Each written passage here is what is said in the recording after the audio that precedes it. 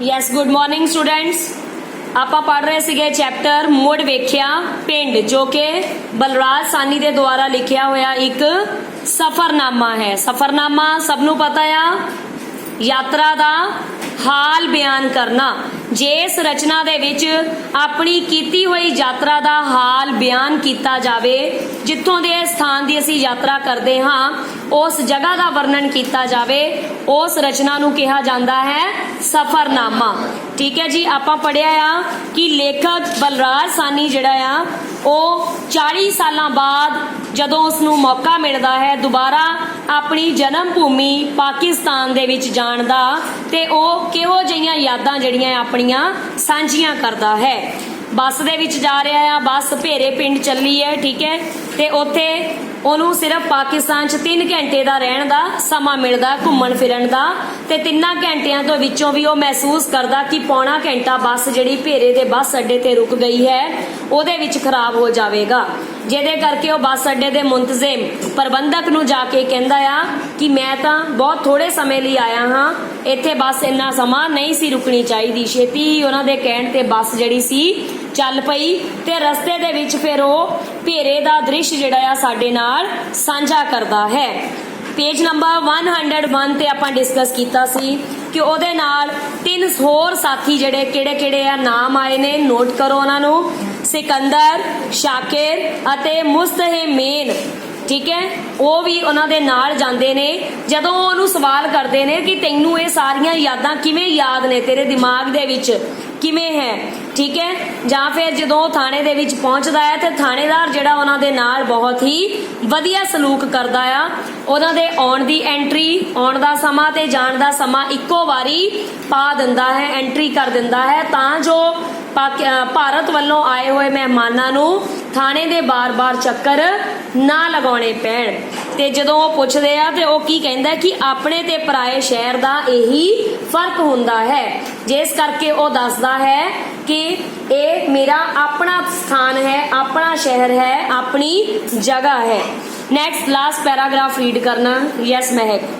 ਉਹ ਵੀ ਤੇ ਇੰਸਪੈਕਟਰ ਵੀ ਖਾਮੋਸ਼ ਰਹੇ। ਮੈਂ ਆਪ ਜਾਣਦਾ ਸਾਂ ਹੁਣ ਇਹ ਸ਼ਹਿਰ ਉਤਨਾ ਹੀ ਮੇਰਾ ਸੀ ਜਿਤਨਾ ਦਿੱਲੀ ਸਿਕੰਦਰ ਦੀ, ਪਰ ਮੈਂ ਸਿਆਣਿਆਂ ਬਣਨ ਦੀ ਰੌ ਵਿੱਚ ਨਹੀਂ ਸਾਂ। ਰੌ ਮਤਲਬ ਦਿਖਾਵੇ ਵਿੱਚ, ਸਿਆਣਿਆਂ ਬਣਨ ਦੇ ਦਿਖਾਵੇ ਵਿੱਚ ਨਹੀਂ ਸਾਂ। ਮੁੰਡਿਆਂ ਨੇ ਬਥੇਰਾ ਕਿਹਾ ਕਿ ਕਿਸੇ ਵਾਕਫਕਾਰ ਨੂੰ ਨਾਲ ਲੈ ਲਈਏ। ਵਾਕਫਕਾਰ ਕੌਣ ਹੁੰਦੇ ਨੇ? ਜਾਣਕਾਰ, ਜਿਹੜਾ ਕੋਈ ਬੰਦਾ ਸਾਨੂੰ ਜਾਣਦਾ ਹੋਵੇ। ਮੁੰਡੇ ਕੌਣ ਨੇ? ਜਿਹੜੇ ਉਹਦੇ ਨਾਲ ਦੋਸਤ ਆਏ ਨੇ। ਉਹ ਕਹਿੰਦੇ ਕਿ ਆਪਾਂ ਤੇਰਾ ਘਰ ਲੱਭਣ ਜਾਣਾ ਆ, ਅਸੀਂ ਇੰਨੇ ਸਾਲਾਂ ਬਾਅਦ ਆਏ ਆ, ਤੈਨੂੰ ਨਹੀਂ ਲੱਭਣਾ, ਇੱਥੇ ਬਹੁਤ ਕੁਝ ਬਦਲ ਚੁੱਕਾ ਹੈ, ਕਿਸੇ ਸਿਆਣੇ ਬੰਦੇ ਨੂੰ ਜਾਂ ਵਾਕਫਕਾਰ ਨੂੰ ਨਾਲ ਲੈ ਲੈਂਦੇ ਹਾਂ। ਪਰ ਮੈਂ ਇੱਕ ਨਾ ਮੰਨੀ।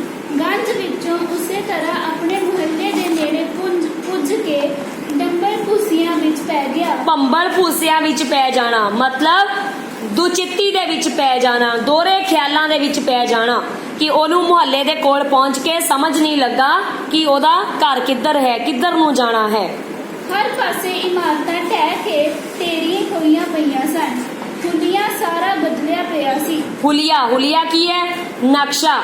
ਮੁਹੱਲੇ ਦਾ ਸਾਰਾ ਨਕਸ਼ਾ ਬਦਲਿਆ ਹੋਇਆ ਸੀ। ਸਾਡੀ ਗਲੀ ਦੀ ਨੁੱਕਰ ਉੱਤੇ ਇੱਕ ਖੂਹ ਹੁੰਦਾ ਸੀ। ਇੰਪੋਰਟੈਂਟ ਪੈਰਾਗ੍ਰਾਫ ਹੈ, ਨੋਟ ਕਰੋ। ਆਪਣੀ ਗਲੀ ਦਾ ਦ੍ਰਿਸ਼ ਕਿਵੇਂ ਦਾ ਬਿਆਨ ਕਰਦਾ ਹੈ ਲੇਖਕ? ਯੈਸ। ਉਹਦੇ ਐਨ ਸਾਹਮਣੇ ਮੇਰੇ ਚਾਚਾ ਜੀ ਦਾ ਘਰ ਸੀ। ਮੋਕਲੇ ਜਿਹੇ ਗਲੀਆਂ ਦੇ ਮੇੜ ਉੱਪਰ ਸਾਰਾ ਦਿਨ ਜਨਾਨੀਆਂ ਚਰਖੇ ਢਾ ਕੇ ਕੁੱਕਰ ਮਚਾਈ ਰੱਖਦੀਆਂ ਸਨ। ਮੋਕਲੇ ਤੋਂ ਭਾਵਿਆ ਖੁੱਲੀ ਜਗ੍ਹਾ, ਜਿੱਥੇ ਗਲੀਆਂ ਦਾ ਮੇੜ ਹੁੰਦਾ ਸੀ, ਉੱਥੇ ਸਾਰਾ ਦਿਨ ਔਰਤਾਂ ਕਹਿੰਦਾ ਆ ਚਰਖੇ ਢਾ ਕੇ ਘੂਕਰ ਮਚਾਈ ਰੱਖਦੀਆਂ ਸਨ। ਘੂਕਰ ਮਚਾਉਣੀ, ਚਰਖੇ ਦੇ ਚੱਲਣ ਦੀ ਆਵਾਜ਼ ਆਉਂਦੀ ਰਹਿੰਦੀ ਸੀ। ਔਰਤਾਂ ਜਿਹੜੀਆਂ ਸੀ ਗਲੀ ਜਿੱਥੇ ਖਾਲੀ ਆਪਸ ਦੇ ਵਿੱਚ 4 ਗਲੀਆਂ ਮਿਲਦੀਆਂ ਸੀ, ਚੌਂਕ 'ਚ ਬੈਠ ਕੇ ਚਰਖਾ ਚਲਾਉਂਦੀਆਂ ਰਹਿੰਦੀਆਂ ਸੀ, ਕੱਤਦੀਆਂ ਰਹਿੰਦੀਆਂ ਸੀ, ਸੂਤ ਕੱਤਦੀਆਂ ਸੀ, ਧਾਗਾ ਬਣਾਉਂਦੀਆਂ ਸੀ। ਯੈਸ। ਮੇਰੇ ਚਾਚਾ ਜੀ ਦੇ ਘਰ ਦਾ ਦਰਵਾਜ਼ਾ ਪੁਰਾਣੇ ਢੰਗ ਦਾ ਸੀ। ਲੱਕੜੀ ਉੱਪਰ ਬਿਹਤਰੀਨ ਚੌਬਕਾਰੀ ਦਾ ਕੰਮ ਸੀ। ਠੀਕ ਹੈ, ਲੱਕੜ ਨੂੰ ਤਰਾਸ਼ ਕੇ ਕੀਤੇ ਗਏ ਕੰਮ ਨੂੰ ਕੀ ਕਿਹਾ ਜਾਂਦਾ ਹੈ? ਚੌਬਕਾਰੀ। ਨੋਟ ਕਰੋ ਇਸ ਚੀਜ਼ ਨੂੰ। ਯੈਸ। ਬੜੀਆਂ ਮੁਸ਼ਕਿਲਾਂ ਨਾਲ ਖੂਹ ਦਾ ਲੱਭ ਪਿਆ, ਪਰ ਆਸ-ਪਾਸ ਨਾ ਕੋਈ ਗਲੀ ਨਾ ਮਕਾਨ। ਪਾਸੇ ਮਲਬੇ ਦੇ ਢੇਰ ਲੱਗ ਗਏ ਹਨ। ਮਲਬਾ ਕੀ ਹੈ? Waste material. ਜਦੋਂ ਮਕਾਨ ਬਣਿਆ ਹੋਵੇ ਤੇ ਉਹ ਢਹਿ ਜਾਂਦਾ ਆ, ਇੱਟਾਂ ਰੋੜੇ ਸੀਮੈਂਟ ਬਜਰੀ ਟਿੱਠਾ ਹੋਇਆ ਮਕਾਨ ਜਿਹੜਾ ਉਹ ਮਲਬਾ ਹੁੰਦਾ ਹੈ। ਯੈਸ, ਕਚਰਾ। ਕੋਈ ਬਿੱਲੀ ਇਮਾਰਤ ਹੀ ਸਾਬਤ ਖੜੀ ਸੀ। ਇਹ ਕਾਹਤੋਂ ਹੋਇਆ? ਢਹਿ ਢੇਰੀ ਕਿਉਂ ਹੋਇਆ ਆ? ਜਦੋਂ ਪਾਕਿਸਤਾਨ ਦੀ ਵੰਡ ਹੋਈ ਸੀ ਉਦੋਂ ਬਹੁਤ ਜ਼ਿਆਦਾ ਕਤਲੇਆਮ ਹੋਇਆ ਸੀ, ਵੱਢ ਟੁੱਕ ਹੋਈ ਸੀ, ਠੀਕ ਹੈ, ਹਮਲੇ ਹੋਏ ਸਨ। ਉਧਰਲੇ ਲੋਕ ਇੱਧਰ ਭਾਰਤ ਵਿੱਚ ਆਏ ਸਨ, ਭਾਰਤ ਵਾਲੇ ਪਾਕਿਸਤਾਨ ਨੂੰ ਗਏ ਸਨ। ਆਪਣੇ ਘਰ-ਬਾਰ ਏਦਾਂ ਹੀ ਬੰਦ ਜਿਹੜੇ ਘਰ ਸੀ ਲੋਕ ਲੱਗ ਕੇ, ਤਾਲੇ ਲੱਗ ਕੇ, ਜਿੰਦੇ ਲੱਗ ਕੇ ਛੱਡ ਕੇ ਉਧਰਲੇ ਇੱਧਰ ਚਲੇ ਗਏ, ਇੱਧਰਲੇ ਉਧਰ ਚਲੇ ਗਏ। ਕਿਸੇ ਦੇ ਪਸ਼ੂ ਸਨ, ਜਾਨਵਰ ਸਨ, ਡੰਗਰ ਸਨ, ਉਹ ਉੱਥੇ ਦੇ ਉੱਥੇ ਵੱਜੇ ਰਹਿ ਗਏ, ਹੁਣ ਇੱਧਰਲਿਆਂ ਦੇ ਇੱਧਰ ਰਹਿ ਗਏ। ਮਾੜਾ ਮੋਟਾ ਸਮਾਨ ਗਠੜੀਆਂ 'ਚ ਬੰਨ ਕੇ ਜਿਹੜਾ ਲੋਕੀਆਂ ਉਹ ਟ੍ਰੇਨਾਂ ਭਰ ਕੇ ਲੈ ਕੇ ਜਾ ਰਹੇ ਸਨ ਗੱਡੀਆਂ ਦੇ ਵਿੱਚ, ਠੀਕ ਹੈ। ਤੇ ਉਸ ਸਮੇਂ ਦੇ ਮਕਾਨ ਜਿਹੜੇ ਪੁਰਾਣੇ ਆ ਉਹ ਢਹਿ ਢੇਰੀ ਹੋਏ, ਆਲੇ ਪਾਸੇ ਉਹਨੂੰ ਮਲਬਾ ਹੀ ਮਲਬਾ ਦਿਖਾਈ ਦੇ ਰਿਹਾ ਸੀ। ਯੈਸ। ਸਾਥੀਆਂ ਨੇ ਹਿੰਮਤ ਦਿਵਾਈ, ਪੁੱਛ ਆ ਕੇ ਚੌਧਰੀ ਗੁਲਾਮ ਮੁਹੰਮਦ ਦਾ ਘਰ ਲੱਭਿਆ। ਅੰਡਰਲਾਈਨ ਕਰੋ ਜੀ, ਕਿਹਦਾ ਘਰ ਲੱਭਿਆ? ਚੌਧਰੀ ਗੁਲਾਮ ਮੁਹੰਮਦ। ਯੈਸ। ਥੋੜਾ ਚਿਰ ਉਡੀਕਣ ਤੋਂ ਬਾਅਦ ਉਹ ਬਾਹਰ ਆਏ। ਮੇਰੀ ਹੀ ਉਮਰ ਦੇ ਸਨ। ਵੇਖਦਿਆਂ ਸਾਰ ਮੈਨੂੰ ਉਹਨਾਂ ਦਾ ਬਚਪਨ ਦਾ ਰੂਪ ਵੀ ਚੇਤੇ ਆ ਗਿਆ। ਬਚਪਨ ਵਿੱਚ ਅਸੀਂ ਇਕੱਠੇ ਖੇਡਦੇ ਸੀ। ਮੈਂ ਉਹਨਾਂ ਨੂੰ ਆਪਣੀ ਪਛਾਣ ਕਰਾਈ। ਮੇਰੇ ਪਿਤਾ ਜੀ ਦਾ ਨਾਂ ਸੁਣਦਿਆਂ ਸਾਰ ਉਹ ਮੇਰੇ ਗੱਲ ਨਾਲ ਆ ਲੱਗ ਗਏ। ਚੌਧਰੀ ਮੁਹੰਮਦ ਹੁਣ ਕੌਣ ਆ? ਚੌਧਰੀ ਗੁਲਾਮ ਮੁਹੰਮਦ ਕੌਣ ਆ? ਲੇਖਕ ਦਾ ਬਚਪਨ ਦਾ ਦੋਸਤ ਹਾਣੀ, ਠੀਕ ਹੈ। ਕਹਿੰਦਾ ਨਾ ਅਸੀਂ ਬਚਪਨ ਦੇ ਵਿੱਚ ਇਕੱਠੇ ਖੇਡਦੇ ਰਹੇ ਸਾਂ। ਯੈਸ। ਜ਼ਾਰੋ ਜ਼ਾਰ ਰੋਣ ਲੱਗ ਪਏ। ਦਾਦੇ ਪੋਤਰੇ ਭਰਾ ਸਾਂ ਦੋਵੇਂ, ਇੱਕ ਖੂਨ, ਪਰ ਵੰਡ ਤੋਂ ਬਾਅਦ ਉਹ ਮੁਸਲਮਾਨ ਹੋ ਗਏ ਸਨ, ਮੈਂ ਹਿੰਦੂ ਰਹਿ ਗਿਆ ਸੀ। ਠੀਕ ਹੈ, ਆਪਸ ਦੇ ਵਿੱਚ ਉਹ ਹੁਣ ਦੋਸਤ ਹੋਣ ਦੇ ਨਾਤੇ ਬਾਅਦ ਦੇ ਵਿੱਚ ਰਿਸ਼ਤਾ ਕੀ ਨਿਕਲਿਆ ਉਹਨਾਂ ਦਾ? ਭਰਾਵਾਂ ਵਾਲਾ। ਦਾਦੇ ਪੋਤਰੇ ਭਰਾ। ਜਦੋਂ ਉਹਨੇ ਆਪਣੇ ਪਿਤਾ ਦਾ ਨਾਂ ਦੱਸਿਆ ਤੇ ਉਹਦੇ ਪਿਤਾ ਦਾ ਨਾਂ, ਉਹ ਦੋਵੇਂ ਆਪਸ ਦੇ ਵਿੱਚ ਕੀ ਸਨ? ਭਰਾ ਸਨ। ਜਿਹੜੇ ਉਹਨੂੰ ਕਹਿੰਦਾ ਆ ਦਾਦੇ ਪੋਤਰੇ ਭਰਾ, ਠੀਕ ਹੈ। ਉਹ ਆਪਸ ਦੇ ਵਿੱਚ ਦਾਦੇ ਪੋਤਿਆਂ ਦੇ, ਤਾਏ ਚਾਚਿਆਂ ਦੇ ਬੱਚੇ ਸਨ, ਨਿਕਲੇ ਸਨ। ਯੈਸ। ਉਹ ਪਾਕਿਸਤਾਨੀ ਸਨ, ਮੈਂ ਹਿੰਦੁਸਤਾਨੀ। ਠੀਕ ਹੈ, ਜਿਹੜਾ ਹਿੰਦੁਸਤਾਨ ਚ ਆ ਗਿਆ, ਭਾਰਤ ਚ ਆ ਗਿਆ, ਉਹ ਕੀ ਬਣ ਗਿਆ? ਹਿੰਦੂ ਧਰਮ ਵਾਲਾ। ਤੇ ਜਿਹੜਾ ਉੱਥੇ ਹੀ ਰਹਿ ਗਿਆ ਉਹ ਕੀ ਬਣ ਗਿਆ? ਮੁਸਲਮਾਨ। ਯੈਸ। ਸਾਡੀਆਂ ਜੁੜੀਆਂ ਹੋਈਆਂ ਬਾਹਾਂ ਤੇ ਛਾਤੀਆਂ ਦੇ ਵਿਚਕਾਰ ਇੱਕ ਖਾਈ ਸੀ, ਇਤਨੀ ਲੰਬੀ ਤੇ ਚੌੜੀ ਜਿਸ ਦਾ ਕੋਈ ਹਿਸਾਬ ਨਹੀਂ ਸੀ। ਇਹ ਕਿਹੜੀ ਖਾਈ ਸੀ? ਉਹਨਾਂ ਦੀਆਂ ਬਾਹਾਂ ਚਾਹੇ ਚੱਫੀਆਂ ਪਾਈਆਂ ਸੀ, ਮਿਲਦੇ ਪਏ ਸੀ, ਪਰ ਕਹਿੰਦਾ ਸਾਡੇ ਵਿਚਕਾਰ ਇੱਕ ਖਾਈ ਸੀ। ਇਹ ਲੰਮਾ ਸਮਾਂ ਪਾੜਾ ਜਿਹੜਾ ਕਿ ਦੇਸ਼ ਵੰਡ ਨੇ ਪਾਇਆ ਸੀ, ਠੀਕ ਹੈ, 40 ਸਾਲ ਦਾ ਲੰਮਾ ਸਮਾਂ। ਯੈਸ। ਇੱਕ ਦੂਜੇ ਦੇ ਦਿਲ ਦੀਆਂ ਧੜਕਣਾਂ ਮਹਿਸੂਸ ਕਰਦੇ ਹੋਏ ਵੀ ਅਸੀਂ ਇਸ ਖਾਈ ਤੋਂ ਗਾਫਲ ਨਹੀਂ ਹੋ ਸਕੇ। ਇਸ ਖਾਈ ਤੋਂ ਗਾਫਲ ਨਾ ਹੋ ਸਕੇ। ਗਾਫਲ ਦਾ ਮਤਲਬ ਕੀ ਹੈ? ਉਹ ਤੋਂ ਛੁਟਕਾਰਾ ਨਾ ਪਾ ਸਕੇ।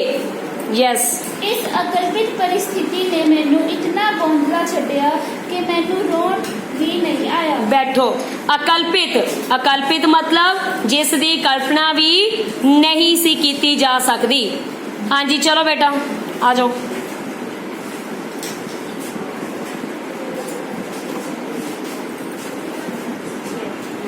ਫਿਰ ਉਹ ਸਾਨੂੰ ਘਰ ਮਾਸਕ ਨੀਚੇ ਕਰੋ, ਆਵਾਜ਼ ਕਲੀਅਰ ਕਰੋ। ਹਾਂ। ਫਿਰ ਉਹ ਸਾਨੂੰ ਘਰ ਦੇ ਅੰਦਰ ਲੈ ਗਏ। ਘਰ ਨਵਾਂ ਬਣਿਆ ਸੀ। ਬਾਹਰ ਟੀਬਾ ਵੀ ਸੀ ਜਿਵੇਂ ਸਾਡੇ ਘਰ ਦੇ ਸਾਹਮਣੇ ਹੁੰਦਾ ਸੀ। ਟੀਬਾ ਨਹੀਂ ਬੋਲਣਾ, ਇਹ ਕੀ ਹੈ? ਟਿੱਬਾ। ਠੀਕ ਹੈ। ਮਿੱਟੀ ਦੀ ਉੱਚੀ ਲੱਗੀ ਹੋਈ ਢੇਰੀ, ਉਹਨੂੰ ਕਿਹਾ ਜਾਂਦਾ ਹੈ ਟਿੱਬਾ, ਉਚਾਈ ਵਾਲੀ ਜਗ੍ਹਾ। ਯੈਸ। ਇਸ ਉੱਪਰੋਂ ਲੰਘੀ ਚਿੱਟਾ ਬੁਰਕਾ ਪਾਈ ਉਹਨਾਂ ਦੀ ਪਤਨੀ ਮੇਰੀ ਭਾਬੀ ਮਕਾਨ ਦੇ ਪਿਛਵਾੜੇ ਚਲੀ ਗਈ। ਚੌਧਰੀ ਸਾਹਿਬ ਨੇ ਅੰਦਰ ਜਾ ਕੇ ਉਹਨੂੰ ਚਾਹ ਪਾਣੀ ਦਾ ਆਰ ਕਰਨ ਲਈ ਕਿਹਾ। ਫਿਰ ਉਹਨਾਂ ਦਾ 18 ਕੁ ਵਰ੍ਹਿਆਂ ਦਾ ਲੜਕਾ ਅੰਦਰ ਆਇਆ। ਚਾਹ ਪਾਣੀ ਦਾ ਆਹਰ ਕਰਨ ਲਈ ਕਿਹਾ। ਆਹਰ ਤੋਂ ਭਾਵ ਕੀ ਹੈ? ਕੰਮ ਕਰਨ ਲਈ ਕਿਹਾ, ਚਾਹ ਪਾਣੀ ਬਣਾਉਣ ਲਈ ਕਿਹਾ। ਯੈਸ। ਉਹਨਾਂ ਦਾ ਮੁੰਡਾ ਕਿੰਨਾ ਉਮਰ ਦਾ ਸੀ? 18 ਸਾਲ ਦਾ। ਨੋਟ ਕਰ ਲਓ, 1 ਵਰਡ ਕੁਐਸਚਨ ਬਣਦੇ ਆ ਇਹ ਸਾਰੇ। ਤੇ ਉਹਦਾ ਨਾਮ ਵੀ ਦੱਸਿਆ ਹੋਇਆ ਅਨਵਰ। ਯੈਸ। ਅਨਵਰ ਨਾਂ ਸੀ ਸ਼ਾਇਦ ਉਸਦਾ।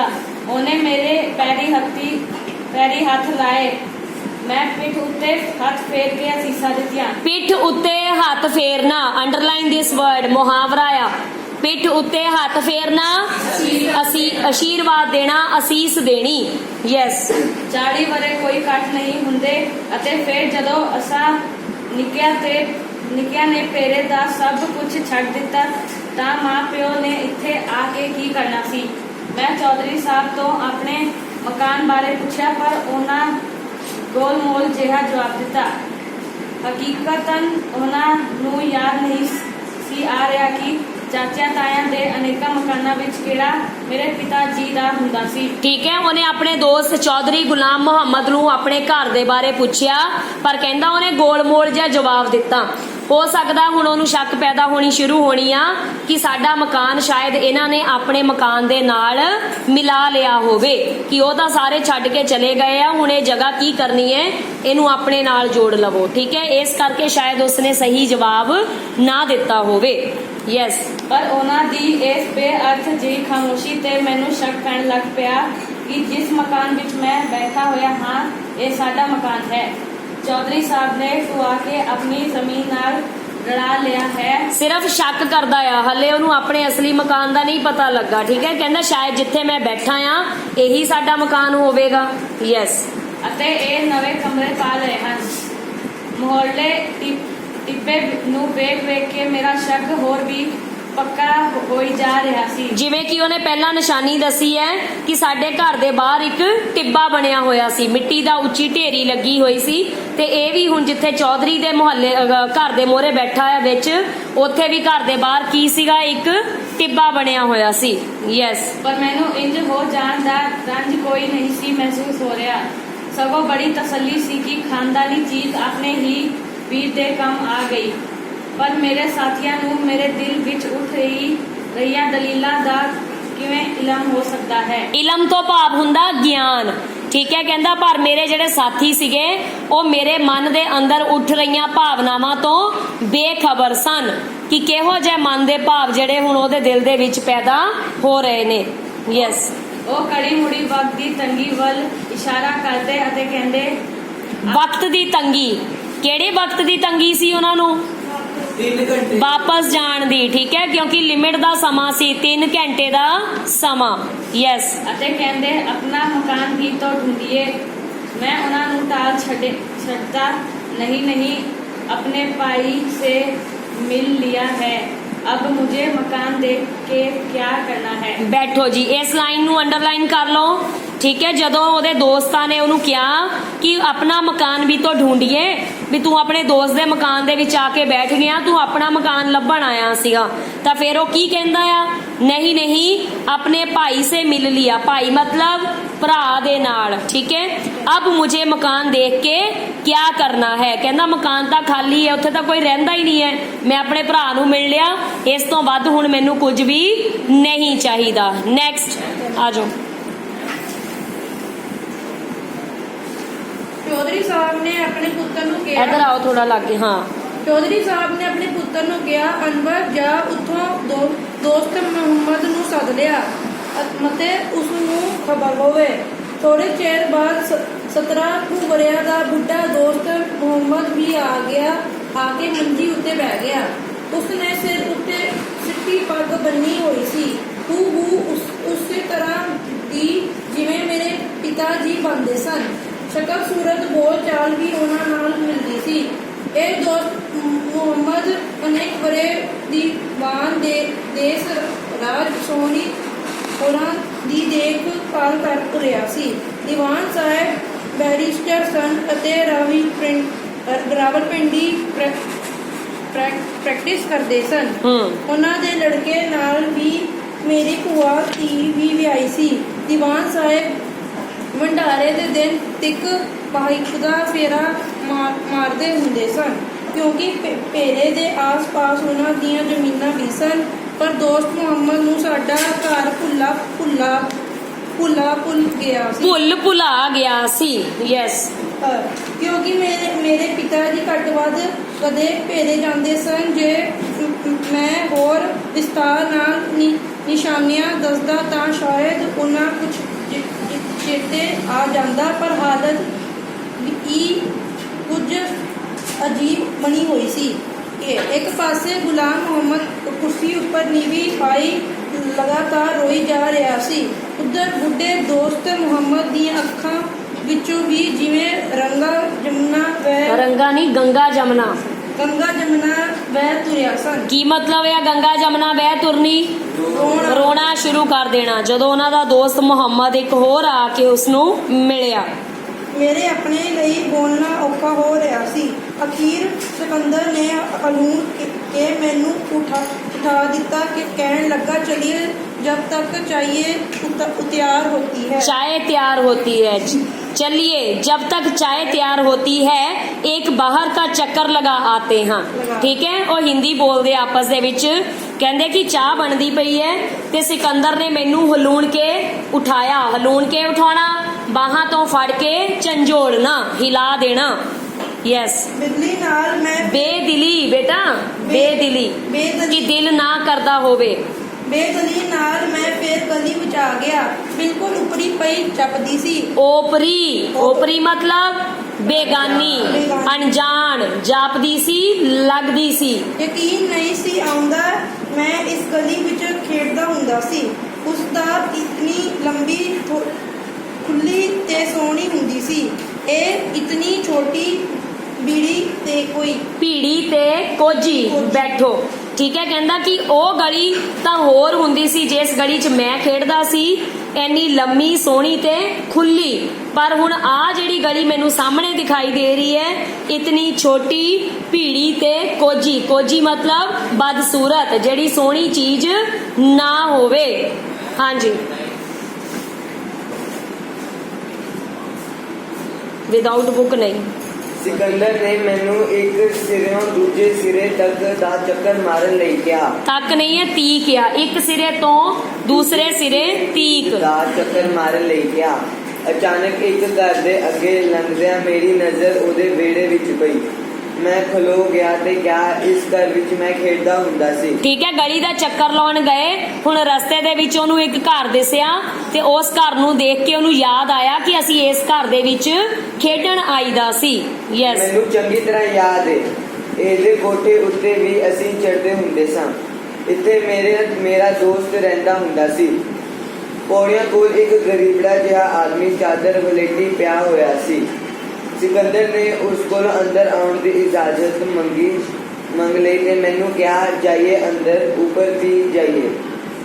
नहीं, अंदर जाके की लेना, मैं क्या। हुण 22 वरियां ते सिकंदर ने मैनू गली विच खलो के इंज डांटिया जिवें ओ मेरा कोई बुजुर्ग होवे। साहनी साहब, आप कैसे फजूल से तकल्फात दा शिकार हो रहे हैं?